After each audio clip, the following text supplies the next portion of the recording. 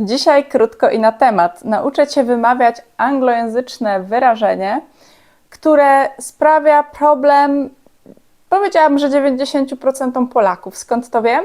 Bo byłam przez długi czas w zespole, który miał w nazwie tech, a raczej poprawnie po angielsku tech. Ale prawie nikt z Polaków nie umiał poprawnie wymówić tej nazwy. Spotkałam się też z tym, że kiedy ja wymawiałam to tech, to Polacy czasami nie wiedzieli, co mam na myśli. I całe wyrażenie, o którym dzisiaj Ci opowiem, to jest to wyrażenie. Parę sekund na wymówienie jego. Spróbuję wymówić i zobaczymy, czy robisz to dobrze. Poprawna wymowa to technical debt, nie technical debt. I najlepsze jest to, że wymówienie tego poprawnie jest naprawdę proste dla Polaków, bo tu nie ma żadnych dziwnych dźwięków, jak na przykład TH. To jest naprawdę prosta rzecz. Rozbijmy to sobie na czynniki pierwsze. Technical.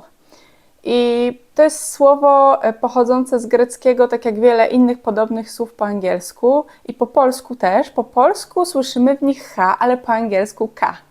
Czyli na przykład architektura to architecture, architekt to architect, mechanik to mechanic.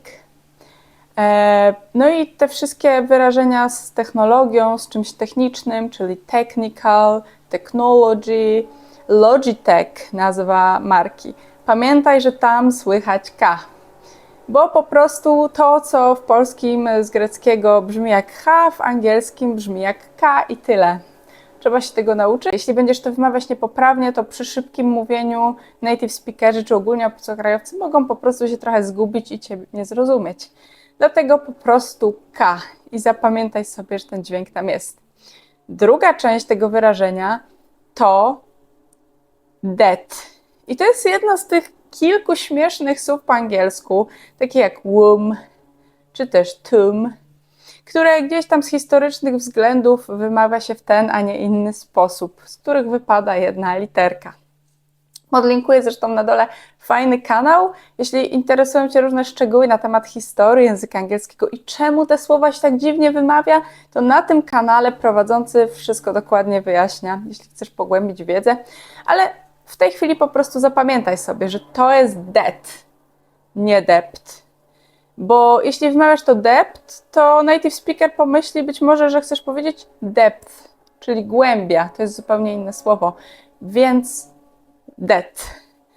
No i oczywiście też trudno się dziwić, że Polacy to źle wymawiają, bo zobacz, są takie różne utarte nazwy własne, jak na przykład gra Tomb Raider, tak to wymawiamy, chociaż poprawna wymowa to by było Tomb Raider. No ale gdzieś tam kiedyś angielski nie był tak powszechnie znany w Polsce, więc utarły się takie nie do końca poprawne nazwy i tak już niestety jest.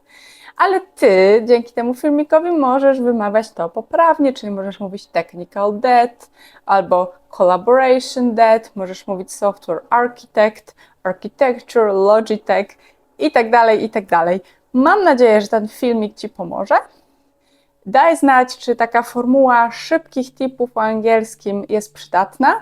Wszystkie te tipy przygotowuję na podstawie tego, co słyszę każdego dnia pracując w międzynarodowej korporacji, więc są to realne problemy. No i daj znać, jakie zagadnienia jeszcze Cię interesują. Miłego dnia, cześć!